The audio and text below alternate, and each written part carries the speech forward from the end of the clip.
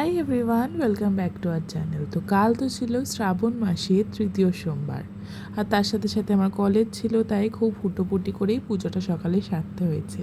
তো মা তো ছিল, মাই পুরো পুজোটা করেছে।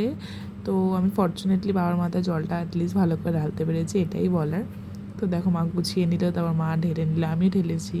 আর বাবার সবচেয়ে প্রিয় বেল পাতা, সেটা তো দিতেই হবে, তো সুন্দর করে চন্দন লাগিয়ে দিলাম।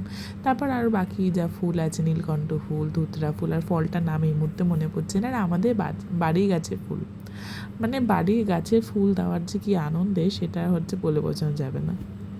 এই যে আমাদের বাবার ফাইনাল রূপ, আর এই যে আমাদের ঠাকুর ঘর। আর বাবাকে প্রসাদে দিয়েছিলাম সাবু। আর এই যে আমাদের ভৈরব বাবা, আমাদের মা, সবাই রয়েছে। আর তারপর চলে গেছি কলেজ।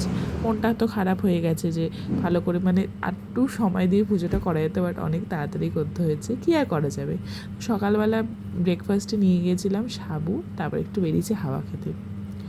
শুধু হাওয়া খেতে নয়, একটু খাবারও আনতে গেছিলাম, এনেছিলাম টক দই, ওটাই খেয়েছি।